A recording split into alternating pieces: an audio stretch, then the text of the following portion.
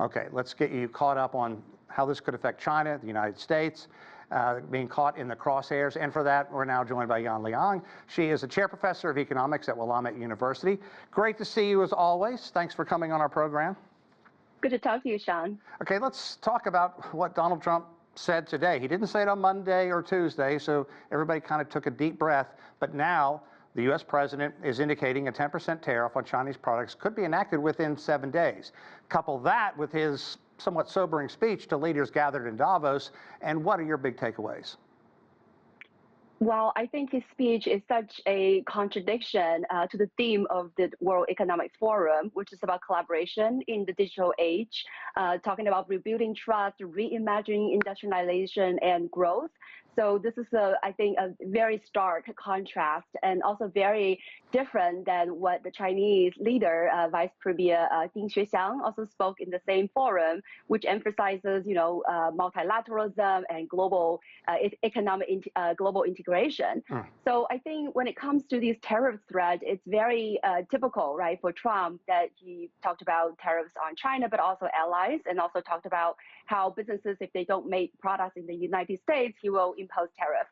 Well, the problem again is that tariffs are eventually paid by the U.S. consumers, and tariff revenues will never be large enough to really help him to operate his federal government. You know, the tariff that the United States collected last year was only $77 billion, which is 1.57% of the federal budget. And also, it's very dubious that, for some of the very important, I think, strategic, interests for all these respective countries, that they would simply just cave in to exchange for lower tariffs. So I think this is not going to be a very effective tool, and it's going to produce lose-lose situations for not only these other countries, but also for the United States. Right. It's likely to inflate the economy, and it's also likely to undercut the economic and industrial competitiveness. Yeah, to say nothing about any possible goodwill just coming into office. Now, Trump says he wants a fair relationship with China. What do you think he means by that? Well, I think he means that the U.S. is running a trade deficit with China, and therefore this is not fair. But I think, if you ask any economist, trade surplus or deficit, it's not really about fairness or not, right? This has to do with the domestic macroeconomic dynamics. It has to do with the country's competitiveness. And a lot of times, bilateral relationship in trade doesn't necessarily mean that one country exports more than the other. Then that means the deficit country is at a loss. Right. A lot of times, it means it's a strength for the economy. It has high demand. Not to mention, a lot of the exports from China are done by, for example, U.S. multinational corporations. So I think he has a very interesting, transactional mindset, as if you go to a store, you pay for the things you buy, then you're at the losing side.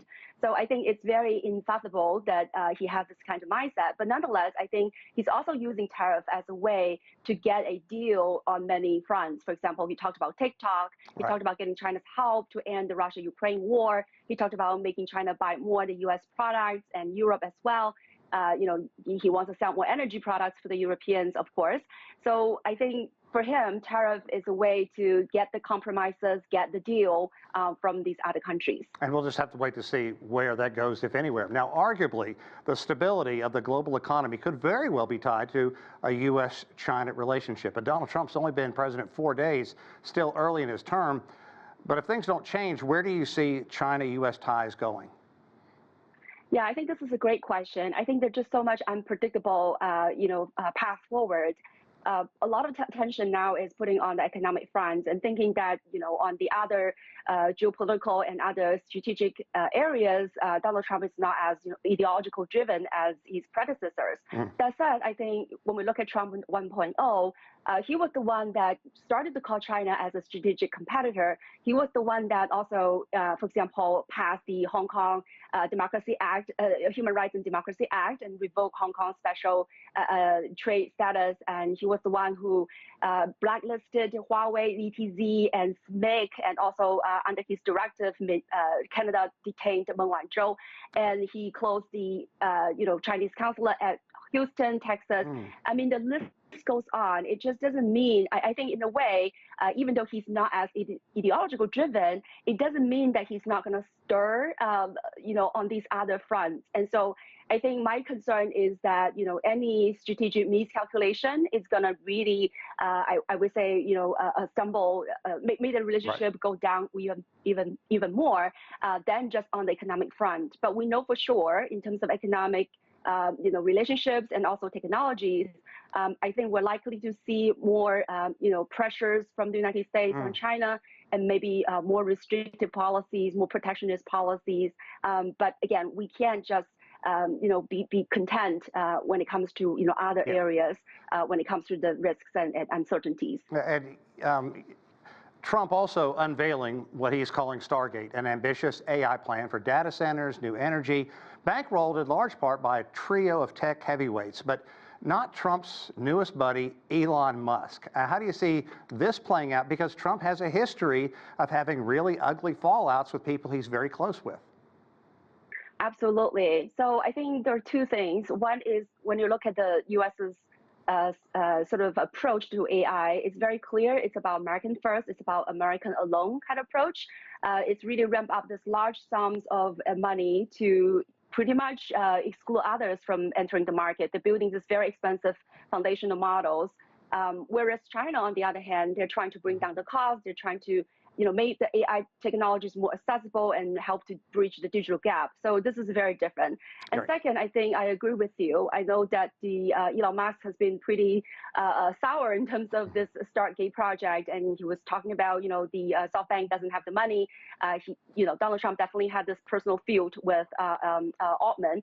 So it would be interesting to see. I think, Elon Musk played a very important role in Trump's administration right now. But as you mentioned, I think it's very unstable in terms of the relationship. And we do know Trump likes to, have very high turnovers in his cabinet. Last time when he was in office, he changed 3 times chief of staff, three times of the national defense secretary, and so on and so forth.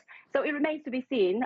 Although I think, with Musk in the sort of in his close circle, it might be a bit better for at least as long as the business relationship is concerned. Yan Liang, we don't have a lot of time, but I think this is an important question because one area the U.S. and China had been getting along was in terms of climate, the environment. But Trump pulling out of the Paris Climate Accord, it sets a very ominous tone, and in many ways could pit the United States against the rest of the world. Absolutely. He talked about this today at Davos' speech. Not only does he pull out of the climate agreement, but he also really ended a lot of the Green New Deal right back home. He called it green scam. And so he's going to basically revoke, all these investments in green energies and EV subsidies and so on and so forth. Now, again, this is very, in great contrast with China. China is seeing, all these climate initiatives not only very important to fight the climate change, but also as a path for sustainable development and technological innovations. So I think China will continue to lead the role to, engineer the green transition. China's manufacturing capacities and its technology has also helped the rest of the world to achieve that green and just transition.